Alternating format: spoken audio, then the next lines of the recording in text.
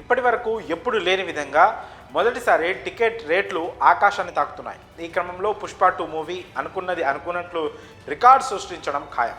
ఇందులో ఎలాంటి అనుమానాలు సందేహాలు అవసరం లేదని చెప్పవచ్చు. టికెట్ ధరలు మండిపోతున్నా సరే ఇప్పటికే అడ్వాన్స్ బుకింగ్ రూపంలో మొదటి రోజు హౌస్ఫుల్స్ కావడం బన్నీ క్రేజ్కు నిదర్శనమని చెప్పి తీరాల్సింది.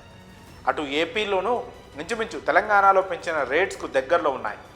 ఒక్కసారి ప్రీమియర్స్లో హిట్ టాక్ వస్తే మాత్రం పుష్పరాజ్ను పట్టుకోవడం చాలా కష్టమనే టాక్ నడుస్తోంది. ఇక కలెక్షన్స్ సునామీతో బాక్స్ ఆఫీస్ మీద విరుచుకుపడడం ఖాయమని అంతా అనుకుంటున్నారు.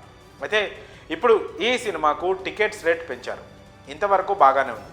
మరి తర్వాత వచ్చే సినిమాలు ఊరుకుంటాయా అంటే ఇది కాస్త ఆలోచించాల్సిన విషయమనే చెప్పాలి. ఎందుకంటే మూవీ కలెక్షన్స్ అనేవి చిన్న సినిమాకైనా పెద్ద సినిమాకైనా చాలా అవసరం. పుష్పకి ఇంత వెసులుబాటు దక్కిన తర్వాత నెక్స్ట్ రాబోయే పాన్ ఇండియా సినిమాలు కూడా ఇదే రేంజ్లో ఆశిస్తాయి. ఈ క్రమంలో నెక్స్ట్ లైన్లో ఉన్న మూవీ గేమ్ చేంజర్. నిర్మాత దిల్ రాజు జీ స్టూడియోస్ ఈ సినిమా మీద 300 కోట్లకు పైనే ఖర్చు పెట్టారు.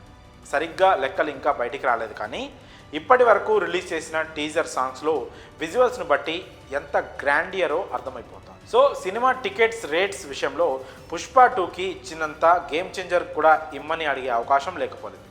అలాగే సంక్రాంతి రేసులో గేమ్ చేంజర్తో పాటు వస్తున్న వెంకీ, సంక్రాంతికి వస్తున్న బాలకృష్ణ డాకు మహారాజ్ ఈ సినిమాలంతా కాకపోయినా రెగ్యులర్ రేట్స్ కంటే కాస్త ఎక్కువగా ఇచ్చే ఛాన్స్ ఉంది.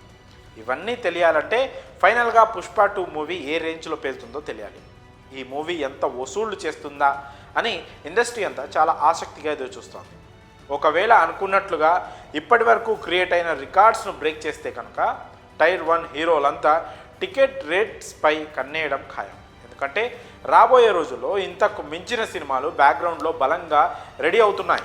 ఏదేమైనా రేట్లు పెంచడం అనేది కలెక్షన్స్ మీద ప్రభావం చూపిస్తుంది కాబట్టి ఇది ఖచ్చితంగా ఫ్యూచర్లో డిస్ట్రిబ్యూటర్లు పెట్టే పెట్టుబడిని శాసిస్తుంది. ఇప్పుడు పుష్పకి చేసినట్లే సంక్రాంతి విడుదలకు కూడా ఇదే రేంజ్లో ప్రభుత్వం వరాలు ఇస్తే ఇక మూవీ మేకర్స్కు పండగే.